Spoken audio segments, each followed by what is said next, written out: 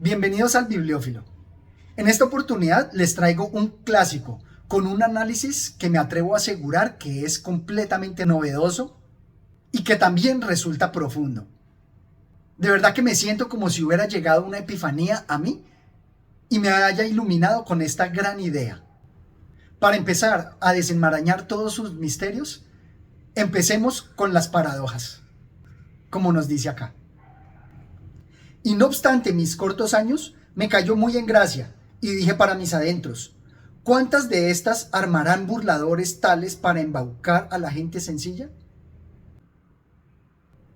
La paradoja que aquí nos presenta es porque en la vida real se presentan normalmente historias de éxito o historias novedosas que utilizan los embaucadores para engañar a incautos.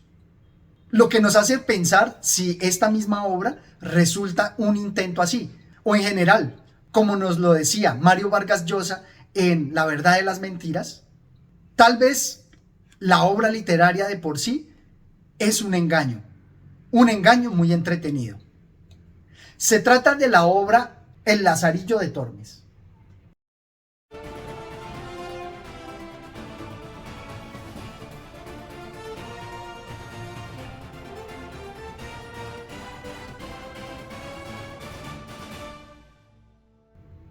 Les anunciaba que acá iba a contarles algo totalmente novedoso. ¿Y qué es esto? Que esta obra para mí resulta una obra más que picaresca, moralizante y educativa. Esta obra casi que me hizo pensar en las obras actuales de autoayuda, donde se nos presentan estos testimonios de alguien que sale adelante a pesar de las adversidades. Precisamente en el prólogo así nos lo dice el autor. Y ya que vuestra merced me pide escribir y relatar los sucesos muy a espacio, me pareció del caso no emprenderlos desde un punto medio, sino desde el principio, para que haya noticia completa de mi persona y también para que quienes heredaron posición, fama y dineros consideren cuán poco se les debe, pues la suerte fue parcial con ellos, y cuánto más hicieron aquellos que siéndoles adversa llegaron a seguro puerto a fuerza de remos, vigor y destreza.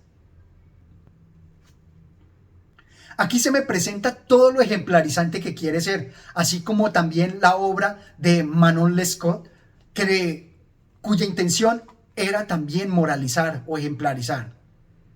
No es la primera vez que lo que escribe un autor con un objetivo específico resulta teniendo una consecuencia diferente. Aquí puede ser lo mismo. Pudo haber sucedido que él tenía la intención de enseñar, pero resultó creando el género picaresco con las entretenidas historias que nos presentaba.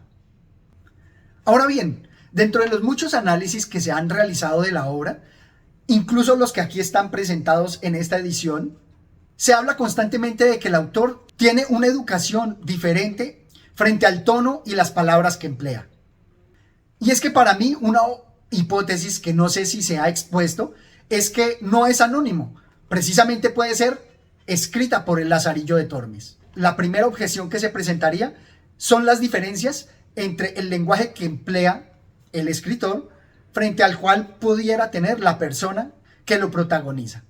Sin embargo, yo creo que tal vez pudo ser la historia escrita por un conocido de él que no quiso robar el mérito ni desviar la atención de sus enseñanzas para que no cayeran en cuestionamientos inútiles sobre los hechos o la veracidad de estos frente a la realidad. Es como si alguien, un conocido, casi que pudiera ser el arcipreste, le haya dado acceso a la educación al Lazarillo que le permitiera escribir esta obra, o que este mismo amigo, el arcipreste, conociendo su increíble historia, quiso relatarla sin desviar la atención sobre la real importancia que se presentaba. Porque notemos que aquí en el prólogo nos dice cómo salir adelante, cómo sobrepasar las adversidades. La obra abunda en enseñanzas, como acá. No puedo darte ni oro ni plata, pero te daré consejos en abundancia. Me gusta este pasaje no solamente por la gran enseñanza que nos presenta, sino también por la asociación con Mitistorima de Yorgos Seferis, donde él también nos decía que los pobres, a pesar de no tener mucho, por lo menos nos pueden dar el sosiego o buenos consejos, como en este caso. O miremos este otro ejemplo. Como la necesidad es tan gran maestra, viéndome siempre con tanta, noche y día echaba cabeza en busca de la manera de sustentarme. Y pienso que para encontrar estos negros remedios me sirvió de luz el hambre, pues dice que con ella el ingenio se aviva, lo que no pasa con la hartura. Ya se hizo un proverbio en que a los hijos hay que crearlos también con algo de necesidad. Eso también educa, forma. Y eso da sustento a la tesis que les digo, que más que picaresca, el objetivo principal de la obra era moralizar. Ahora bien, se habla normalmente de las críticas que hace principalmente a lo religioso, pero es que cómo no ver que las adversidades principales solemos contárselas o solemos allegarlas a la religión. Allí es donde también muchos embaucadores se aprovechan. Pudiera darse Paulo también a pensar que eso hace que se trate de conservar el anonimato para evitar esas rencillas con alguien tan poderoso como los administradores de la religión. Pero más que eso, me atengo a lo que les dije inicialmente.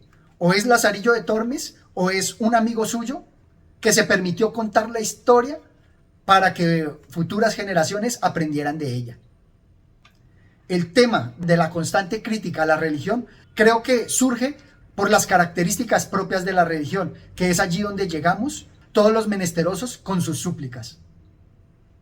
Pero me parece que también allí él aprovecha para enseñarnos algo, y es que no debemos juzgar.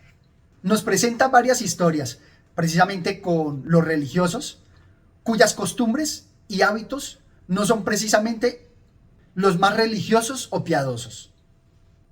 Pero él no se queda allí, no se queda solo en la religión, también llega incluso con el Señor, llega con el tercer amo, también a demostrar que todo lo que son los reyes o la aristocracia también tienen sus secretos, también tienen sus propias fallas. Y por eso nos presenta esta figura esclava de su honor. Nos dice así: y así, desde cuando aquel de mi tierra me cansaba con saludos de esa laya, nunca más quise soportar, ni soportaría, ni soportaré a ningún hombre del mundo, del rey abajo, que me salude con la fórmula de Dios os mantenga. Pecador de mí, me dije, por eso tiene tan poco cuidado de mantenerte, pues no tolera que ninguno se lo ruegue.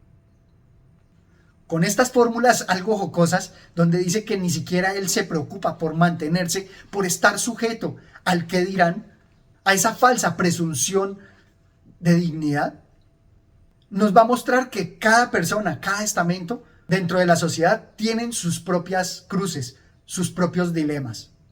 Allí me parece que está el movimiento principal que nos indica que no debemos juzgar a los demás, o más bien, con esa empatía debemos observarlos, pues nadie es mejor que nadie. Lo cual se completa con el final, cuando él también nos presenta su situación, en cómo él ve que su mujer es la mejor y desecha todas las habladurías. En su condición que otros pudieran juzgar, él no se deja esclavizar por el qué dirán o por palabras vanas que nada hacen por su sustento, como pudieran ser la fidelidad u otras de estas quimeras que la sociedad emplea para asegurar una propiedad privada. Me parece que ahí redondea su idea, porque al principio pensé que nos quería dejar riendo con su candidez o tal vez pensando en todas las penurias que tiene, pero con la mirada de su objetivo ejemplarizante, encuentro que el objetivo es precisamente ese, que no nos dejemos esclavizar por conceptos falsos como esta dignidad que crea la sociedad frente a la propiedad privada. Nos invita a no juzgar a los otros, para que cuando veamos a un dignatario, para que cuando veamos a un alguacil, no lo juzguemos de antemano y pensemos en toda la historia que tiene detrás de él, en todas las adversidades que tuvo que sortear para llegar a donde está. Con respecto al anonimato, también se puede pensar en que obviamente enfrentarse a una organización religiosa teniendo a la Inquisición pudiera poner en peligro su vida. O tal vez, como una gran paradoja, quiso cuidar su propia dignidad, pues veía que los métodos empleados llenos de amarillismo y de situaciones vulgares pudieran ponerlo en peligro. Pero en vez de eso, yo sigo aferrado a que pudiera ser el mismo Lazarillo o un conocido suyo que se malinterpretó su anonimato. Finalmente, a nivel literario, quiero destacar cómo este Lazarillo de Tormes es la figura arquetípica de Sancho, porque vamos a ver que también cuando está con su tercer amo, nos presenta todas las cualidades del famosísimo Sancho Panza. O también la calidad artística, porque me gusta mucho cómo hablaba de darle besos a la botella. Qué expresiones tan bien elaboradas. Esto es todo cuanto tenía por compartir con ustedes. Los animo a que lean esta obra y que por supuesto me escriban en los comentarios si consideran realmente novedoso esta perspectiva que les presento, si realmente se buscaba más crear una obra ejemplarizante que el público no entendió adecuadamente y resultó con la creación del género picaresco.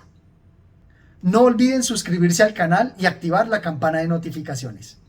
Hasta pronto y gracias.